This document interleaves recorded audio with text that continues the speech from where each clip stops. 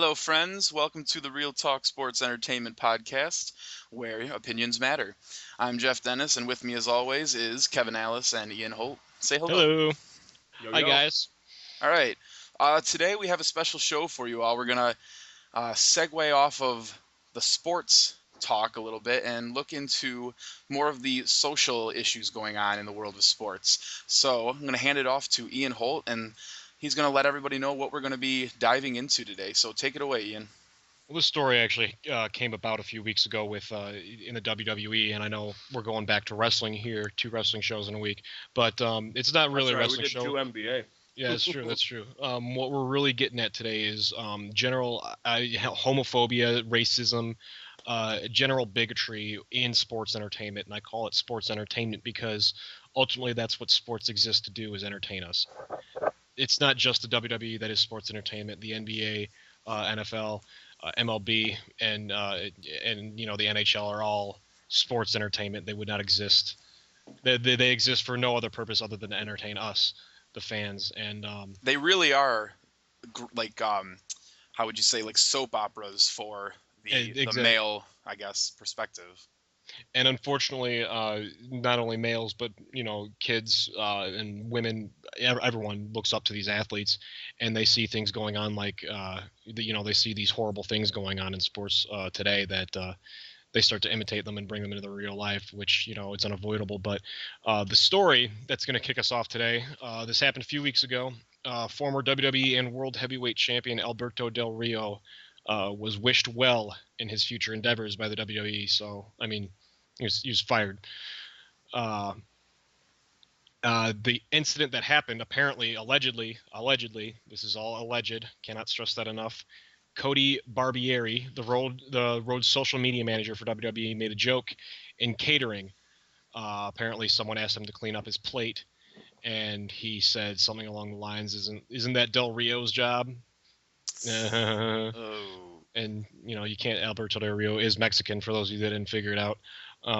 And whether or not that, what we're going to get into is what happened. Del Rio confronted Barbieri after he heard about it and slapped him in the face, knocked him down. Barbieri threatened to sue WWE and Del Rio, so Del Rio was obviously fired, and here we are today. My question for you guys: was this comment racist, and did the WWE handle the situation properly? Jeff, how about you first? Yeah, go ahead, Jeff. Yeah. I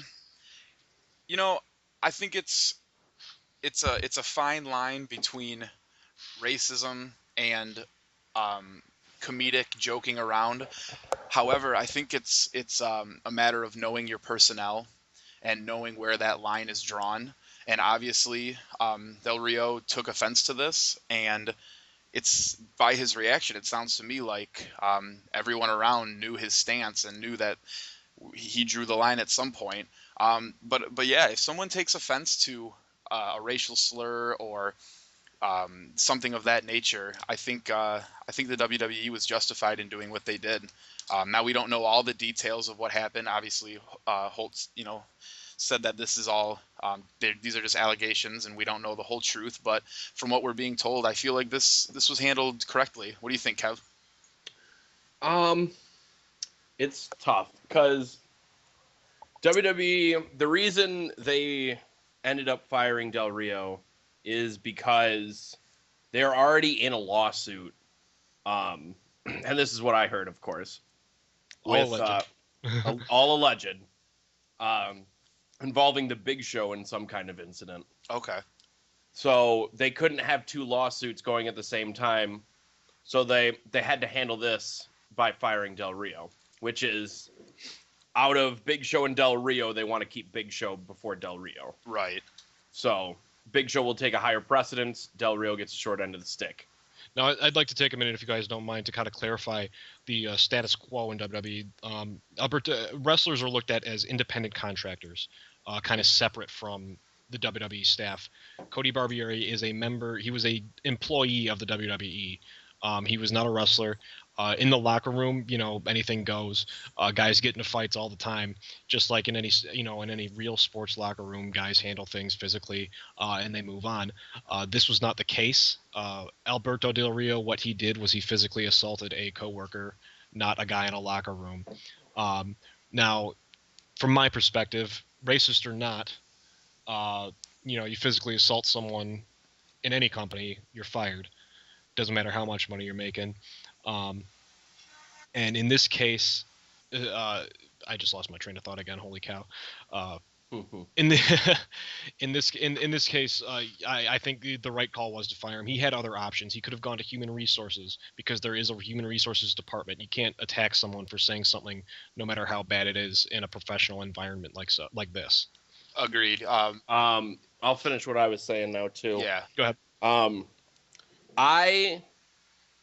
What I feel in this endeavor is that I think Alberto Del Rio deserved to slap the guy, but you can't do that in a professional environment. That's I absolutely agree. So absolutely fire him.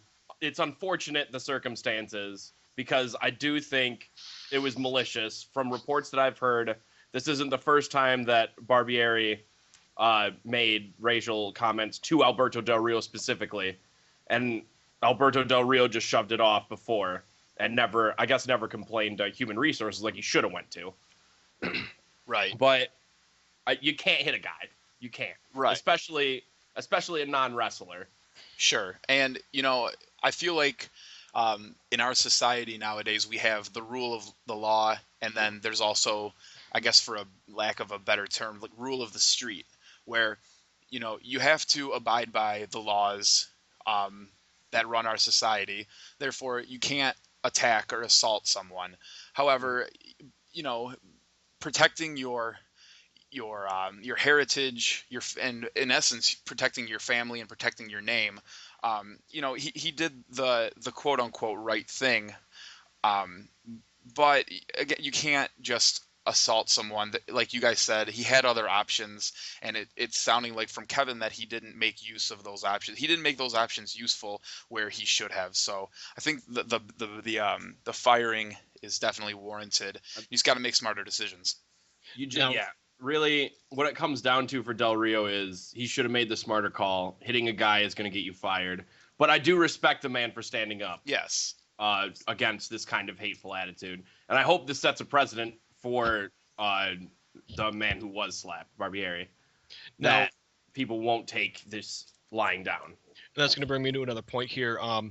Regardless of how people, feel, regardless of whether or not he should or should not have been fired, this has drawn a lot of ire from not only WWE fans, but from a lot of big media outlets like TMZ and the Washington Post. Now, my question to you guys is, how does this make the WWE look, which a company that has been accused of racism actually recently, having especially mostly towards African-American men, not, putting them in the spotlight, not putting the title on them, that kind of thing, making Japanese and Mexican, look up the tag team, the Los Matadors, two gentlemen from Puerto Rico who are dressed up as matadors and masks and Spanish bullfighters, exactly. And they have the Spanish music, and they have a little midget that they have a midget that wears a bull costume that they bullfight with. Now, the point I'm trying to get at is, does this help? How badly does this hurt WWE? It's not great. Allowing a bigot to stay while firing a Latino man for defending himself. Well, that's what I'm looking at right now. I'm actually looking at something off Bleacher Report, and it doesn't look like the name is Barbieri, correct? Yep. It doesn't look like Barbieri is going to be fired, and if the WWE wants to set a precedent, they obviously fire Del Rio, but they should also do something about Barbieri to set the precedent of this is not tolerated. We understand that you should not have been assaulted, and we took care of that problem, but now it's time to deal with the underlying problem of what sparked this whole thing. So I think the WWE needs to take a stance on this and really push the issue. I actually think that would probably be a smart move, but I don't know I don't know if the WWE will do that. It is also a risky move Oh, if Barbieri is yeah. already in the lawsuit hunt, because if WWE goes after him, he could just re up the lawsuit. And that's And an interesting point too, because now it's because we know that the WWE, as well as every sports organization, it's a business first, and unfortunately they're going to make a decision that will impact the business in a positive way, or in the yeah, most positive way possible. they're not thinking from a moral standpoint. They're Right. thinking from a business standpoint. Right. Now, if they could somehow combine morals and business, they will 100% go that route. But business comes first. But you set the precedent of firing Del Rio. So Mm-hmm. it's kind of like we talked about in a previous podcast of Josh Gordon and Ray Rice, how their two bands don't seem at all equal. But you fire one guy, what are you going to do with the other guy, Barbieri? If he walks off scot free, then what are you saying about equality and the way this situation is handled? Yeah. WWE has also been, as Holt alluded to, WWE has been accused of being racist, sexist as well. Let's not forget that misogynist. Yeah, let's not forget that. But my thing with I guess racism in general, and then how it pertains to sports is, how are we defining racist? How are we defining racism? Because you guys talked about the Latino culture being brought into the ring, with the midget dressed up as a bull or what have you. But Well, the Latino culture would be more luchadors. sure, What they bring in for this is just two Puerto Rican guys. They're more trying to bring in Spanish culture, I guess. sure. Yeah. But is that racist, or is that um A character. yeah, because it's Yeah. entertainment at the end of the day. It's kind of like, and I'm sure we'll get into it, but it's kind of like the Washington Redskins. Is it racist, or is it simply a name, or is it simply a culture, or simply entertainment? It's a hard line to draw. Yeah. And moving, I'd like to move on to the next point. And that's a good question, Jeff. Is it racist or not? Something we can touch on, what I like to call reverse racism. For those of you that haven't heard, the story actually posted just a few hours ago as of this recording. USC senior running back Anthony Brown quit the team and has apparently gone on Twitter and Facebook, which is always a good move for a young guy who's upset. Oh, absolutely. Always. Especially drunk. Called head coach Steve Sarkisian racist. Am I saying the name right? Yes. Sarkisian. All right. Called him a racist. And I quote, "Sark treated me like a slave in his office. Can't play for a racist man!" Exclamation point! Exclamation mark! Hashtag fight on. And then posted a similar message on Facebook. Both posts were later deleted. Always. Now, he has not been able to provide any proof or any quotes from the coach about being racist or treating him like a slave, which that pisses me off when people do that. What do you guys think about this? Now, reverse racism is actually when, let's say, an African American man calls a white guy a cracker. Oh, That okay. would be reverse racism. What you're saying is false allegations of being a racist, which Okay. is still very relevant. But I wanted to clear that up. Okay.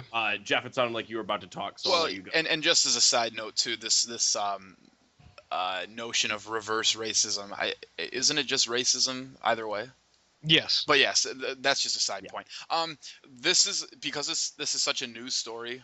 We obviously don't have any of the details. But if there is any truth to this, it's a shame and it's sad, and I hope there isn't. I kind of suspect that this player. I think he was just mad. I'm kind of thinking, or at least hoping, that he was just mad and he decided to spout off at the mouth, or off the Twitter, if you will. Mhm. And it's kind of like the Del Rio thing. There's better ways to handle these types of things. Whether that's internally, with human resources. Twitter is not the answer, nor is assaulting someone. So I don't really know what to think about this. About this story quite yet, but I hope nothing from the racism stance comes from it. Yeah, From what I've been reading and seeing, there's nothing to it. Obviously, that could be proven false, but uh, based on coach's response, he seems completely like he got hit. Like these comments are completely out of left field. I haven't seen anything confirming uh, these comments. This is the first time this has ever come up. Um, and a lot of people aren't really believing that the kid's telling the truth. Uh, that being said, Kev, I'm sorry I interrupted you. Oh, I already lost my train of thought. Basically, when it comes to this story, um, hopefully, there's no truth to it. Um, Whenever I see these allegations come up, it's usually on the side of it being true, but there are times that it is not. Yeah. I just can't imagine why a young guy would just quit a team for no reason. Well, here, I'll tell you what my thought is on that, Kevin. Earlier this week, the story about Josh Shaw, cornerback of USC, broke out, where he claimed that he jumped out of a 2-story window, severely sprained both ankles in an effort to save his drowning nephew, and that story has been proven to be completely fabricated, and Shaw has admitted that he made that whole thing up. And I think it's interesting that only a day or two after that story breaks, that this kid spouts off at the mouth and quits. So were these two kids friends? Does he think because Shaw was suspended indefinitely. So was this kid friends with Shaw and is upset about the suspension and decided to just bail on USC? There's a lot Maybe of he's things. trying to cover for him. Yeah, we have no idea because there was really no reason for Josh Shaw to lie about this story or even bring it up. No. So Now Anthony Brown was a cornerback. He's been a cornerback his college career. Wanted to move to running back, so they moved him to running back, and he's been fighting injuries the past couple years, and was listed as 6th-string running back on the depth chart. Which, if you want to be a pro football player, if you want to grow up and do this for a living, in your senior year, if you're playing the 6th string at running back, your chances aren't too strong. No. And I can see that as motivation to quit. And instead of looking like a quitter, it's easy to say, coach is racist. I won't play for a racist, and try and look like a hero. exactly. True. And That's true. everything we've brought up, it just makes me feel like this story is just complete ridiculousness. I don't see any truth in it. Hopefully there is no truth, but we have seen allegations of different things and different situations surrounding USC. So I wouldn't be surprised either way, I suppose. And now racism in football, in pro and college football, is nothing new. Look no further than November 2013. Dolphins suspended Richie Incognito for basically abusing Jonathan Martin. Pulling the race card, threatening him. I won't say the words that he said via text message to Martin, but essentially bullying him in racist manners. And Richie Incognito, by the way, was recently lifted. He was reinstated in the NFL. How do you guys feel about that? Well, I don't. It's hard because he's an idiot, and I don't feel like he deserves any place in this league. There's no room for that type of behavior. But on the other hand, you cannot tell me that nobody else in that locker room knew what was going on. So are they just as much as at fault? Maybe not, but everybody had a hand that played into that situation. So if he's not allowed to be back in the league, then what are the other consequences for the coaching staff, the trainers, the other players, the veterans? It can't fall on all one guy, and it's a tough one. It's a tough one. What do you think, Kev? So remind me of the details of the Incognito story. Essentially threatening him backstage, about in the locker room. Again, I won't get into the details of what he said because it's kind of nasty. Right. But threatening him using racist slurs. It was essentially some hazing gone completely wrong through a series of Facebook and text messages. Oh. Incognito needs to never be close to anything again. There you go. Yeah, and I completely agree. I just think that the Dolphins organization needs to be dealt with as well with this situation, because it's not.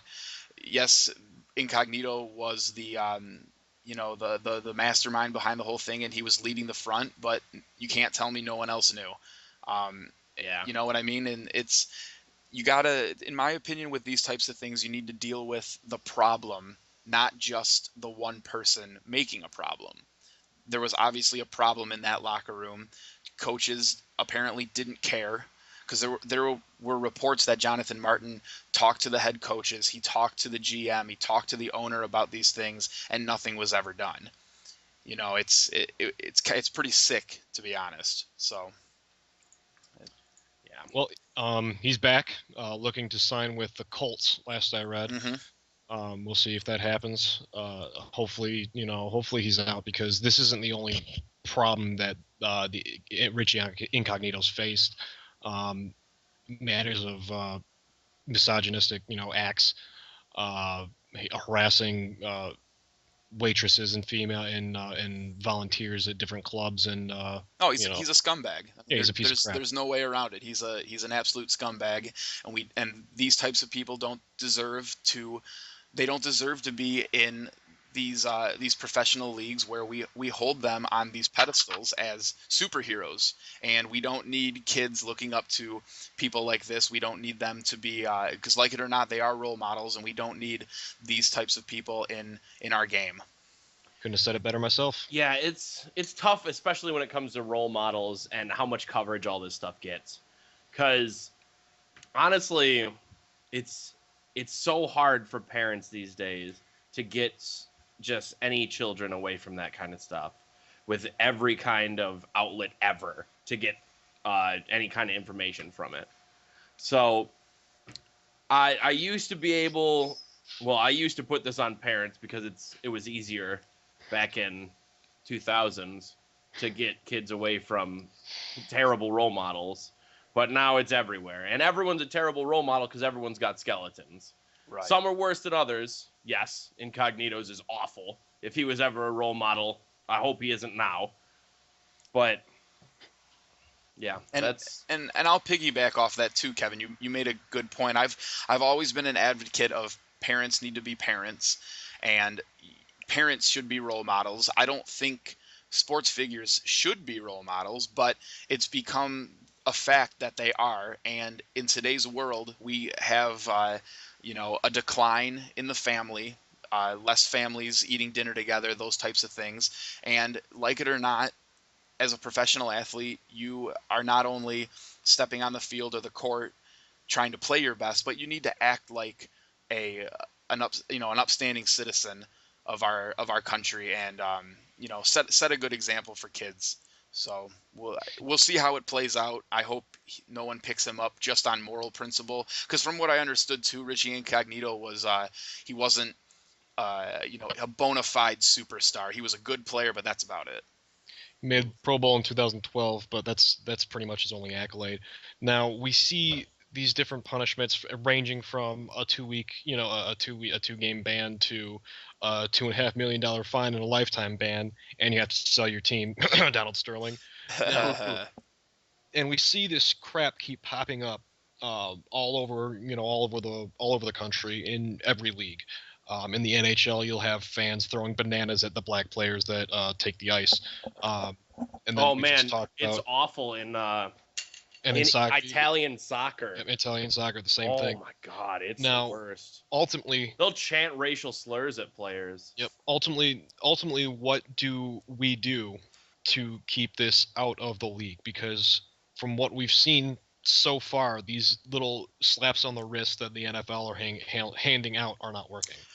I think the NFL is dropping the ball over and over again with these types of things.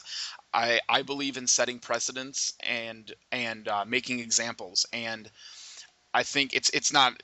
We're talking about racism a little bit, but it's kind of in the same ballpark. The Ray Rice situation, a 2-game suspension. You didn't really set a precedent there. They should have at least suspended him for an entire year and said, "This is what happens even to our superstars."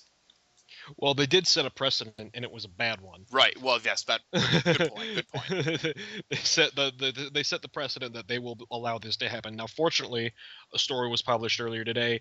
The NFL will be exploring more severe penalties for domestic violence, including lifetime bans, which is I'm completely on board with. That hasn't been announced officially yet as happening, but measures are being taken, and hopefully something like that happens. Basically what they're talking about is a 6-game suspension for first offense and then a lifetime ban for a second. So 1 strike, you're out. Well, 2 strikes, you're out. Excuse me. But this is very similar to the Donald Sterling situation. Donald Sterling finally gave up. Will not be appealing to the Supreme Court about their decision about the Clippers team. Steve Ballmer is now the owner. The punishment for Donald Sterling. How does this compare to, let's say, a 2-game ban for Ray Rice? Obviously, they're 2 different issues, 2 different stories, but bigotry and bad things happening here. How do they compare? From my perspective, Ray Rice did something illegal. Donald Sterling did not. That's not me saying that what Donald Sterling did was warranted or wasn't wrong. Obviously, I think Donald Sterling is scum. I think he's a chump. But the man didn't do anything illegal. Ray Rice committed a felony. That's where I stand on it. Well said. Harsher penalties should be for felonies. Yes. While these 2 cases are very unrelated, felony is worse than no crime. Yeah, and it's not technically against the law to be a racist. I'd rather not say most of the things that come to my head after that. Yeah, yeah, and to me, it's Donald Sterling did some dumb things, some idiotic, some just archaic things. However, it's not illegal to be an idiot. No. And that's exactly what Donald Sterling is. He's an idiot. But unfortunately, it's not illegal. The man had an opinion. It's a bogus opinion. It's a ridiculous opinion. Outdated opinion. Very outdated opinion. But you know what? He didn't beat up his wife. It's can't stress that no enough. it's just so hard when it frustrates me so much when I see Ray Rice 2-game suspension, Donald Sterling, you have to leave, please leave, go away. But it should be both of them. It shouldn't just be Sterling. You're absolutely. Now if you guys don't mind going off with the Donald Sterling thing, do you think his suspension, or I guess making to sell the team, do you think that was warranted? Do you think he should be allowed to continue as owner if he wants? Sterling? Yeah. Ugh. It's weird because from the things that he said, not technically, but the fact that he was in a state of mind where he said those things, yes, he shouldn't. Okay. So just because he is a racist, he shouldn't be ousted. But because he is mentally unstable, he should. Good point. Yeah, I'm kind of with you, exactly with you 100%. And again, that's not me saying that being a racist is a fine thing to be. Right. It's not like being a banker, but he was mentally incapable of conducting business, and for that he should and be, like we said earlier, ousted, but sports is a business. Yep. First. And ultimately, I don't think if the public outcry hadn't been so severe from what they heard, I don't think hurts business. Yeah, I don't think Adam Silver lays down the hammer and just completely kicks him out of the NFL or the NBA, excuse me. Yeah. Now, the big reason I was comparing these 2 stories, as unrelated as they are, is because a lot of this is happening with there's a lot of comparisons between the Josh Gordon suspension, which was upheld a couple days ago, and the Ray Rice suspension, which again has not been revisited.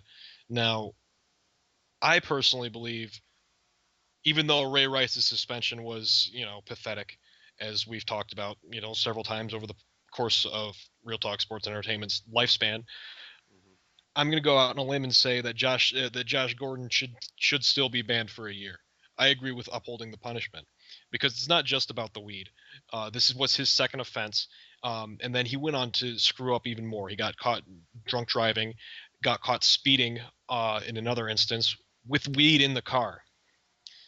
Now, if you're trying to get your suspension overturned, you can't keep screwing up like this. And I think the suspension was warranted. And comparing it to Ray Rice's suspension I understand the thought behind it, but you can't do that. Just because Ray Rice wasn't punished fairly, uh, doesn't mean that you can, lighten up on Josh Gordon. Now, how do you guys feel about comparing these two? Um, I think the comparisons were warranted when the bans were first laid out. Okay.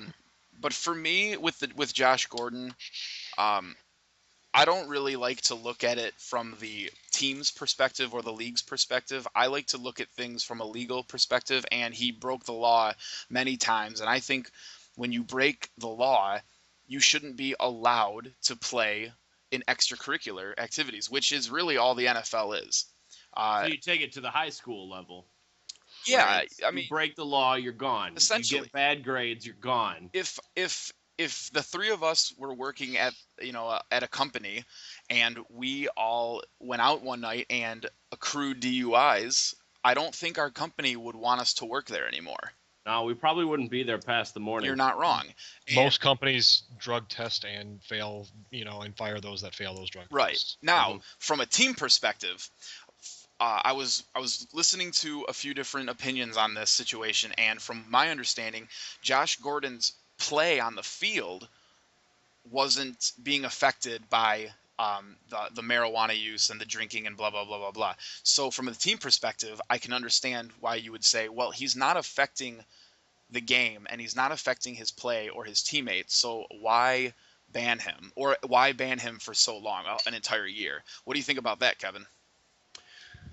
Uh it's tough because the only offense I think, I mean, honestly, all of them are breaking the law, so Right. there's that. But the only offense that I'm really worried about for Josh Gordon, and I think is a really terrible offense, is a DUI. Absolutely. Can't be driving drunk or on weed or whatever drug of choice that you currently have that day. Right. That being said, there's a strict drug policy in the NFL. And if you are contracted to make that kind of money, you had better at least learn how the testing schedules work. And that's exactly the point that I was going to get to. Let's assume for a second that weed isn't, is legal, nationwide. But let's assume also that the NFL still bans it, like they do with many prescription drugs that are legal. Uh, he's still breaking the rules for the second time, and he got suspended. I think it was 3 times in college for marijuana use. He got suspended once for the NFL too already, right? Was it Yes. two Once- games? yes.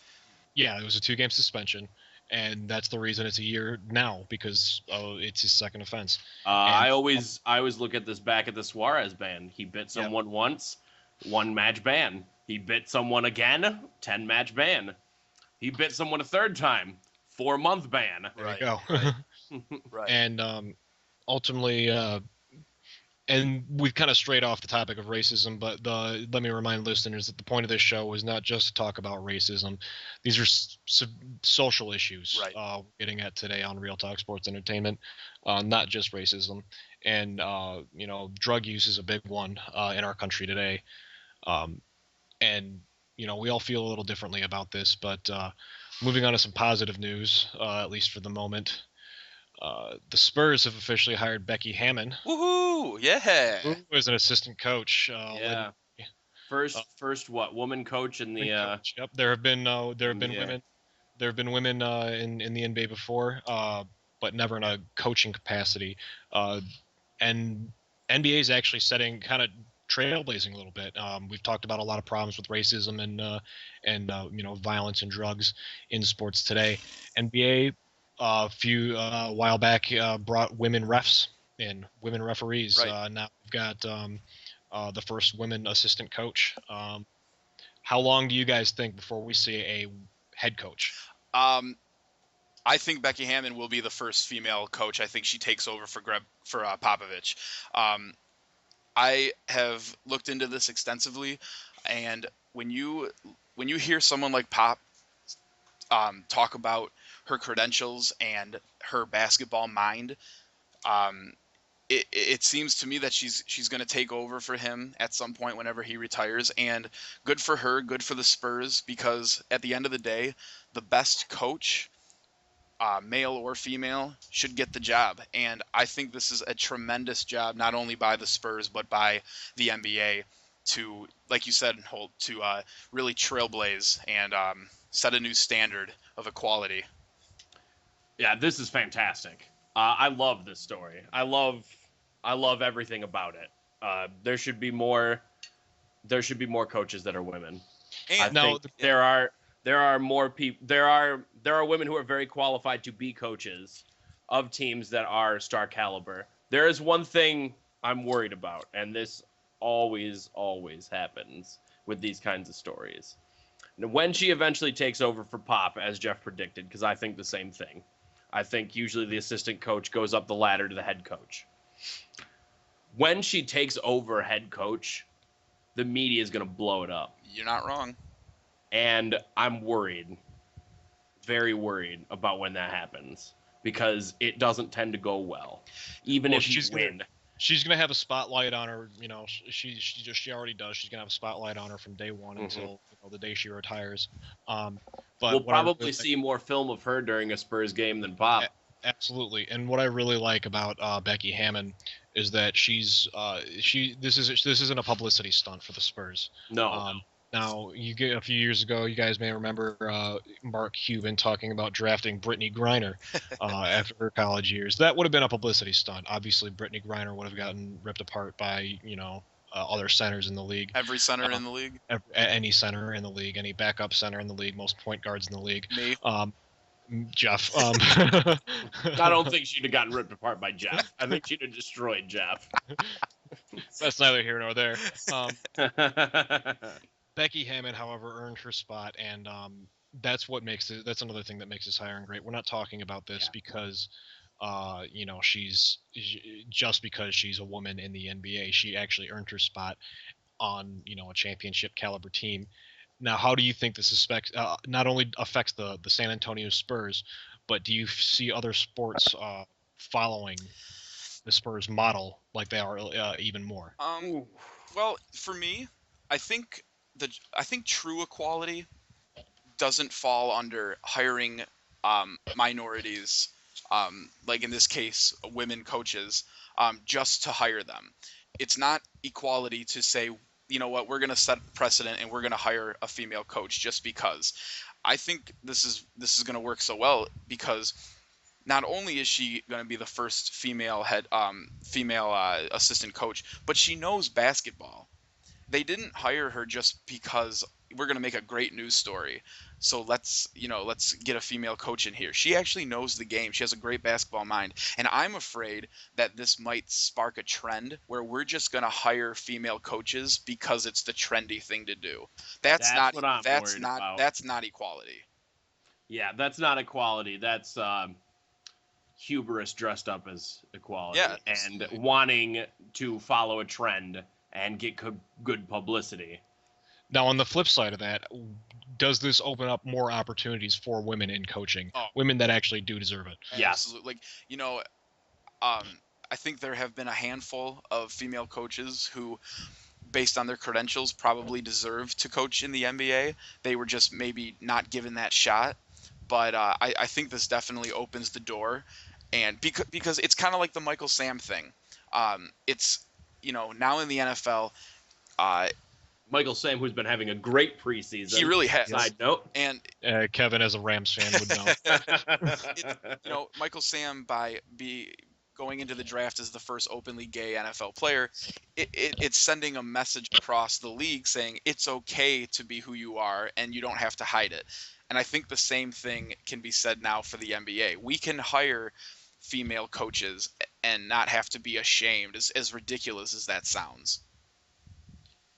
On an off note, I'd like to give a shout out to Michael Sam for sacking Johnny Manziel twice. Yes, round of applause. And then doing Johnny Suck it, Manziel's Manziel. stupid his stupid money thing. Yeah, that was the best part of that preseason game. That was the best part of the preseason. Yeah, it really was. So Michael Sam, good on you, buddy. Yeah, and back to Becky Hammon though. Again, I hope this does open up not the floodgates, but it opens up the door for more opportunities for talented women in the NBA. Because ultimately, you know, they're going to bring a different perspective. The WNBA and the NBA do very different styles of basketball, and as much as we make fun of the end of the WNBA off the air, there's good stuff that can come out of that, and you know, especially from the college and the international level as well. And this is going to change the game. I think this could potentially be a game changer. Yeah, and what I like about this situation too was that it was the classiest organization, the most professional organization in the San Antonio Spurs doing this hiring. Because let's face it, ladies and gentlemen, had the Milwaukee Bucks or the Orlando Magic made this hire, guess what? Nobody cares. Everyone would be they'd care, but they'd be criticizing it more. Right. She'd have so much speculation on her, like, oh, the Magic are just doing this because they're doing it. They just want people talking about them. Exactly. Blah, blah, blah, blah, blah. But when the Spurs do it, it doesn't matter. They just want a title. They want to get better. They can do, yeah, that's exactly what it is. The Spurs want to get better. They've always been a small market team. They're always going to be a small market team. Hiring Becky Hammon will not increase ticket sales. Now I can see a small market team that like the Orlando Magic used to sell out arenas. The Milwaukee Bucks decades ago used to sell out arenas. Not so much anymore.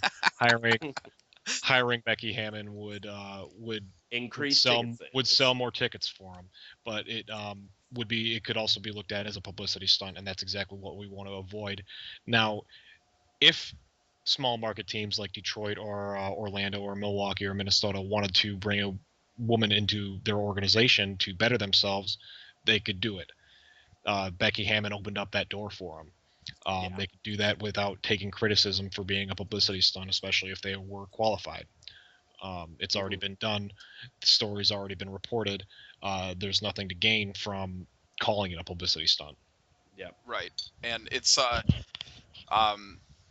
to be hard for the league to continue with this trend if it becomes a trend, because it's hard to see the actual results of hiring an assistant coach. Assistant coaches are very much not in the spotlight. So all we can really do is take the Spurs at their word when they say Becky Hammon is doing a fantastic job as assistant coach, or Becky Hammon is not doing a great job as assistant coach. It's very hard to tell when you watch an NBA game if the assistant coach is doing their job. Mm-hmm. Absolutely. I don't really have much to add.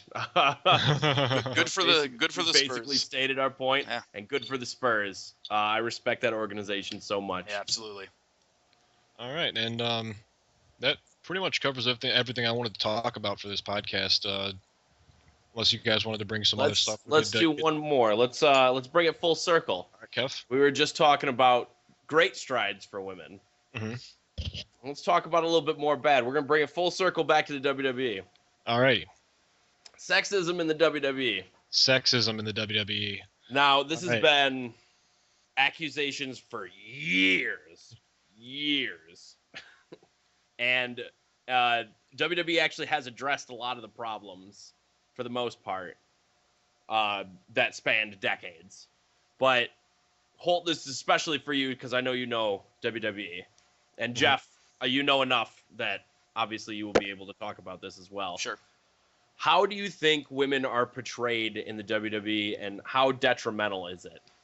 Well, nowadays, I think they're trying to portray them as athletes, which you've got new stars like AJ Lee and Paige, and they're still definitely hot women. They're super hot, but. They're being portrayed as athletes instead of models with tits. And this is huge compared to years ago when they would literally only hire models to dance around the ring. And ultimately, they still got strides to make. They still use women essentially as props for their male counterparts, but they are moving towards a more athletic style, more hard hitting, a lot more like Japanese, a Japanese approach. And for those of you that don't know, in Japanese culture, wrestling is looked at as a sport, not just entertainment, and they beat the hell out of each other, none more so than the women. And WWE is moving more towards that, allowing the women to compete and add to the show as opposed to take away from it by dancing around in bikinis. Yeah. I to me, I've never been a fan of the WWE divas, and I think actually that brings me to another point. I don't like the tag of divas. Oh no, I it's never terrible. did either. It's terrible. I don't understand It's got to go away. if you want equality and you want these women, these athletes, not to be viewed as a piece of meat, then why can't they be WWE superstars just like Brock Lesnar and just like John Cena? Why do they have to be the WWE divas? We're gonna have a special diva match. You know what I mean? Yeah, well, another thing that struck me as a bit of counterintuitive while they were still working through problems is now this was back when they still had bra and panties matches, which are highly, highly offensive and sexist. Yes. Enjoyable, but nonetheless. Yeah, I mean, I enjoyed it as a teenage male. Yeah, when we were But 12. but yeah, I mean, it was probably about as close to porn as I got at the time. So Now here's something. Oh, I'm sorry, Kevin. Go ahead. yeah, I just wanted to make one point. They had women fighting men back then, and they would stand up to them. China won the Intercontinental title at one point. The But freak of then, nature, a China, few by the years way. down the line, they banned women and men confronting each other in the ring or having any physical altercation. Now, So, as I understand it, that was a result of network pressure to ban man-on-woman violence. yeah. But still, is that really? It feels like it's not being equal at that point. Like they made so many strides, and then the network pressured them against this. So I don't know. It just felt like a step back while they were taking so many steps forward. Now, hear me out on this, because I've been hearing some rumors about what I'm about to bring up, and I'm looking at a few things on WWE's website and Bleacher Report and a few other publications.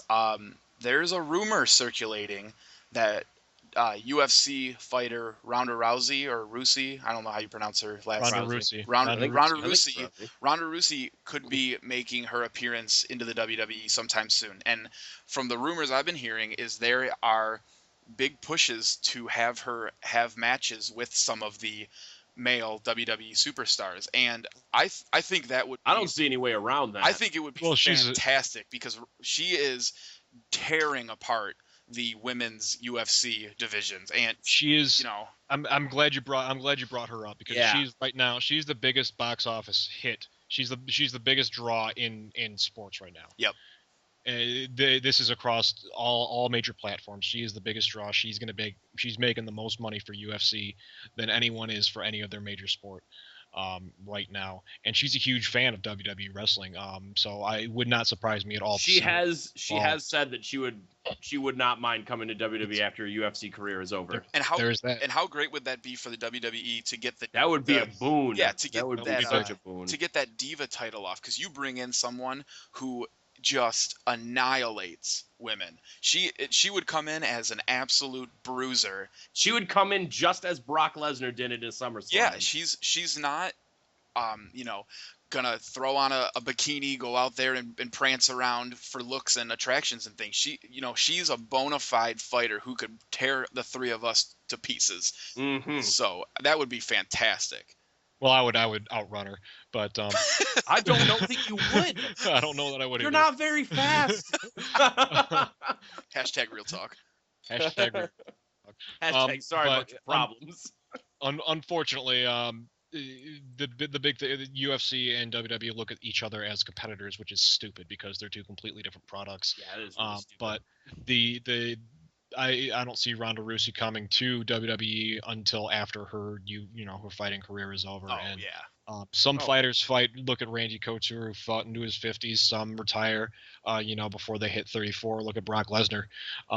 So it's not unrealistic to see that we could be seeing Ronda Rousey in the WWE in the next few years. But in the near future, um, she's a UFC girl. She's an admitted WWE fan, but she's not going anywhere. She's gonna keep kicking ass in UFC, and she's gonna keep drawing money. She's the biggest. Again the biggest draw in sports today, and that's not likely to change for a while. Right.